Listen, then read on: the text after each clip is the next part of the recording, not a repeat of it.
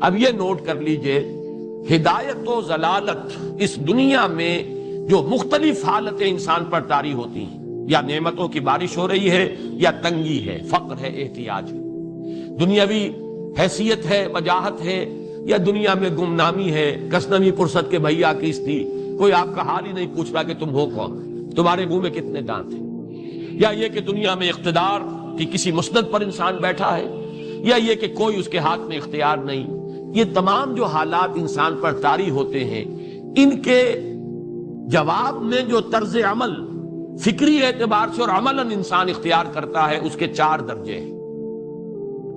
پہلا درجہ ہے انتہائی گمراہی، ضل ضلالا بعیدا۔ وہ کیا ہے؟ اگر عزت ہوئی، نعمتیں ملی، فلاں دیوی یا دیوتا کی نگاہ کرم ہے، اس کی کرپا سے یہ ہو گیا، اور اگر کوئی تکلیف آ گئی، مصیبت آ گئی، معلوم ہوتا ہے کہ فلاں دیوی یا دیوتا ہم سے ناراض ہو گیا، یہ کالی دیوی کی طرف سے کوئی مصیبت آ گئی ہے، یا یہ کہ یہ لکشمی دیوی کی نگاہ کرم ہے کہ ہمیں دولت مل گئی ہے۔ یہ تو ہے شرک۔ شرک ہونے کے اعتبار سے یہ ہے ضل ضلالا بعیدا، انتہائی پستی۔ اس پستی سے اوپر آئیں گے تو توحید کی پہلی منزل ہے۔ عزت دی اللہ نے دی، اگر کوئی تنگی آ گئی، فقر، تکلیف، کوئی ذلت، رسوائی، یہ بھی اللہ کی طرف سے۔ ایک اعتبار سے تو انسان ہدایت پر آ گیا، بڑی گہرائی تھی اس گندگی کی اور اس خباثت کی جو شرک جس کا نام ہے، اس سے انسان نکل آیا، نجاست سے۔ توحید تو ہے، لیکن ابھی اس میں اس کی گمراہی کا ایک ایلیمنٹ شامل ہے، اور یہ گمراہی سے جب تک آگے نہیں آئے گا، اوپر نہیں ابھرے گا، اس کا طرز عمل کیا ہوگا کہ ذرا کچھ مل گیا، عزت مل گئی، پھولے نہیں سما رہے، اب زمین پر قدم نہیں ٹک رہے، گردن اکڑ رہی ہے، کہیں محرومی ہو گئی، کوئی تکلیف آ گئی، کوئی مشقت، فقر آ گیا، اب بجھ کر رہ گئے۔ ان دونوں کیفیات میں انسان کا پینڈولم جو ہے وہ ایکسٹریم کو جائے گا۔ یہ کب ہوگا؟ جبکہ انسان یہ سمجھتا ہے کہ اس دنیا میں جو دولت مل گئی یا عزت مل گئی تو یہ گویا کہ بڑی کوئی قابل فخر شے ہے، اور اگر یہاں پر کوئی تکلیف آ گئی، کوئی مصیبت آ گئی، فقر و فاقہ آ گیا تو یہ گویا کہ بہت ہی اہانت آمیز شے ہے۔ اگر یہ انسان سمجھے گا تو طرز عمل وہ نکلے گا نتیجے کے طور پر جو میں بیان کر چکا ہوں، یہ گمراہی ہے۔ اس گمراہی سے نکلیں گے تو آپ کس مقام پر آئے؟ دوسری منزل ہدایت کی کیا ہے؟ نہ یہ عزت ہے نہ یہ ذلت ہے، دونوں حیثیتیں برابر ہیں کہ یہ امتحان ہے۔ اسی لیے ان دونوں آیتوں میں ایک لفظ قدر مشترک ہے، اذا مبتلاہ فاما الانسان اذا مبتلاہ ربہ فاکرمہ ونعمہ۔ یہ بھی ایک ابتلا ہے، آزما رہا ہے اللہ، کبھی وہ دے کر آزماتا ہے، کبھی چھین کر آزماتا ہے، کبھی فقر و فاقہ سے آزماتا ہے، کبھی وہ کثرت دولت اور کثرت مال سے آزماتا ہے، کبھی وہ صحت دے کر آزماتا ہے کہ یہ قوت اور توانائی اور صحت جو میں نے دی ہے یہ اس میں کیا کرتا ہے، کبھی وہ مرض کے ذریعے سے آزماتا ہے کہ صبر کرتا ہے کہ نہیں کرتا۔ ہمارے لیے شکوہ اور شکایت تو اس کی زبان پر نہیں آ جاتی، نالا اور شیون تو نہیں آ جاتا، تکلیف جھیلتا ہے کہ نہیں جھیلتا، اس میں تحمل ہے کہ نہیں ہے، تو صبر کرتا ہے یا شکر کرتا ہے۔ یہ دونوں کیفیات در حقیقت اس اعتبار سے مساوی ہے، یہ بھی امتحان، یہ بھی امتحان۔ یہ حقیقت جب سامنے ہوگی، اب وہ پینڈولم جو ہے وہ بہت کم ہو جائے گا، یعنی انسان میں طبعی طور پر تو ایک اثر ہوتا ہے غیر اختیاری، کسی چیونٹی نے کاٹا آپ کے پاؤں پر، آپ اپنا پاؤں ہٹا لیں گے، اس میں کوئی ارادہ نہیں ہے، یہ ریفلیکس ایکشن ہے، غیر اختیاری فعل ہے۔ اس حد تک تو انسان ضرور متاثر ہوتا ہے، اس سے تو کوئی انسان جو ہے وہ بلندتر نہیں ہو سکتا۔ حضرت ابراہیم رضی اللہ تعالیٰ عنہ، حضور کے وہ نومولود فرزند، انتقال جب ہو رہا تھا آپ کی آنکھوں میں آنسو آ گئے۔ اب یہ ایک طبعی اثر ہے، ایک فعل ہے، انفعالی کیفیت ہے جو بالکل طبعی ہے، لیکن یہ نہیں کہ اس کی وجہ سے انسان کی زبان پر کوئی شکوہ آ جائے، کوئی شکایت آ جائے، یہ نہیں ہوگا، یہ ایمان کے منافی ہے۔ اسی طریقے سے اگر کوئی خوشی ہوئی ہے تو چہرے کے اوپر ایک نکھار آ جائے گا، تبسم آ جائے گا، اس سے زائد نہیں۔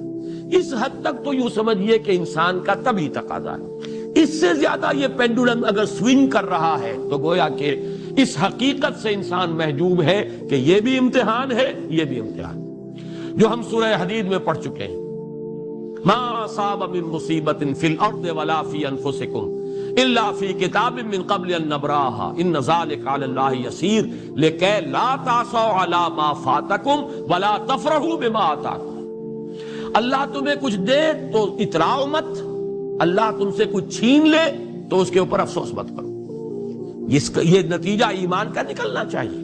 اگر تمہیں ایمان ہے اللہ پر، اگر تمہیں یقین ہے کہ جو کچھ ہوا ہے اللہ کے اذن کے بغیر نہیں ہوا، اگر تمہیں یقین ہے کہ اللہ نے جو میرے لیے طے کیا ہے اس میں میرے لیے خیر ہی ہے، چاہے فی الحال فی الوقت فوری طور پر مجھے ناگوار محسوس ہو رہی ہے بات، لیکن یقیناً میرے لیے اس میں خیر ہے میرے رب کی طرف سے، کہ ہر چیز ساقی ما ریخت عین الطاف است۔ ہم تو شارٹ سائٹڈ ہیں، ہم دیکھ نہیں سکتے کسی شے کو، ہم اس کے ظاہر کو دیکھ کر گھبرا اٹھتے ہیں کہ یہ تو تکلیف آ گئی، کیا پتا اسی کے پردے میں اللہ کی رحمت آ رہی ہے۔ میں نے وہ رئیس امروہوی کے اشعار آپ کو کئی دفعہ سنائے ہیں۔ وہ وقت آیا کہ ہم کو قدرت ہماری سعی و عمل کا پھل دے، بتا رہی ہے یہ ظلمت شب کہ صبح نزدیک آ رہی ہے، ابھی ہے کچھ امتحان باقی فلاکتوں کے نشان باقی، قدم نہ پیچھے ہٹے کہ قسمت ابھی ہمیں آزما رہی ہے۔ رئیس اہل نظر سے کہہ دو کہ آزمائش سے جی نہ ہارے، جسے سمجھتے ہو آزمائش وہی تو بگڑی بنا رہی ہے۔ اسی آزمائش سے تو بگڑی بنے گی، اسی سے تو تمہارا خیر جو ہے اجاگر ہوگا، سامنے آئے گا، پتہ چلے گا who's who, what is what۔ ابو بکر میں کتنا یقین اور ایمان تھا، یہ کیسے معلوم ہوگا کہ بلال میں کتنا سہار، کتنا تحمل تھا، کتنا صبر تھا، اگر وہ مصیبت ان پر نہ آتی کہ جو امیہ ابن خلف کے ہاتھوں ان پر قیامت ٹوٹ رہی تھی۔ تو یہ ساری چیزیں جو ہے ما اصاب من مصیبت فی الارض ولا فی انفسکم الا فی کتاب من قبل ان نبرأ ان ذلک علی اللہ یسیر لکی لا تعصوا علی ما فاتکم ولا تفرحوا بما آتاکم واللہ لا یحب کل مختال فخور۔ اگر اس حقیقت سے محجوب ہو جاؤ گے تو پھر اختیال اور فخر اور گھمنڈ پیدا ہو جائے گا تمہارے اندر، یا دوسری طرف مایوسی، کمر ہمت ٹوٹ کر رہ جائے گی، خودکشی کرنے کو انسان آمادہ ہو جاتا ہے، ذرا کوئی ناکامی دنیا میں آ گئی، کوئی تکلیف آ گئی۔ یہ ہے در حقیقت تیسری منزل، ہدایت کی دوسری سیڑھی۔ پہلا کیا تھا؟ نہاد ضل ضلالا بعیدا، کوئی خیر مل گیا تو کسی دیوی کی نگاہ کرم، کوئی تکلیف آ گئی تو کسی دیوتا کی ناراضگی، یہ تو ہے ضل ضلالا بعیدا۔ اس سے اوپر آئے، یہ پہلی سیڑھی ہدایت کی ہے۔ عزت ہے تو اللہ کی طرف سے، اور اگر کوئی ذلت ہے، تنگی ہے تو اللہ کی طرف سے، یہ ہدایت کا آغاز ہو گیا، یہ توحید کی بنیادی منزل ہے۔ اس سے اگلی منزل، یہاں کی ذلت ذلت نہیں، یہاں کی عزت عزت نہیں۔ ذالک یوم التغابن، ہار اور جیت کے فیصلے کا دن تو قیامت کا دن ہے، وہاں معلوم ہوگا جس کو اس روز عزت ملی وہ عزت والا ہے، جو اس روز ذلیل ہو گیا وہ ذلت والا ہے۔ یہ تو امتحان ہے، دار الامتحان ہے، خلق الموت والحیات لیبلوکم ایکم احسن عملا، یہ تو دار الامتحان ہے، امتحان ہونے کے ناطے دونوں برابر ہیں۔ اس سے اوپر ہے ایک چوتھی منزل، ہدایت کی تیسری منزل۔ وہ کیا ہے؟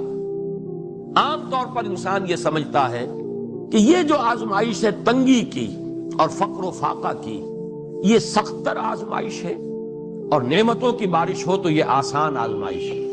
یہ بھی ابھی گمراہی کا ایک پرت جو ہے اس کی باقی ہے۔ ابھی ہدایت کا جو کامل جو ہوگا انکشاف وہ کب ہوگا؟ جب انسان اس حقیقت کو جان لے کہ جہاں وسعت ہو، جہاں کثرت ہو، وہ زیادہ بڑا امتحان ہے، سخت امتحان ہے، بجائے اس کے کہ اگر قلت ہے، کمی ہے، یہ کم تر امتحان ہے، یہ کم بھاری امتحان ہے۔ کیوں؟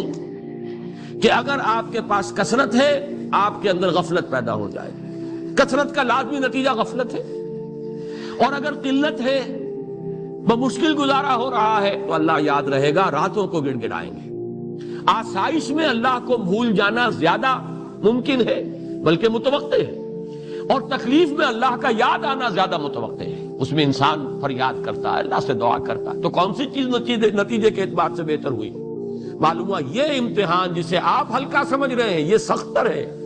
اگر اصل کامیابی قیامت کی اور آخرت کی ہے تو یہ امتحان زیادہ سخت ہے بنسبت اس امتحان کے، اگرچہ اس امتحان کی بھی ایک آخری شکل ہے جس کے بارے میں حضور نے فرمایا کاد الفقر ان یکون کفرا، لیکن عام حالات میں یہ سمجھ لینا چاہیے کہ یہ بھی امتحان، یہ بھی امتحان۔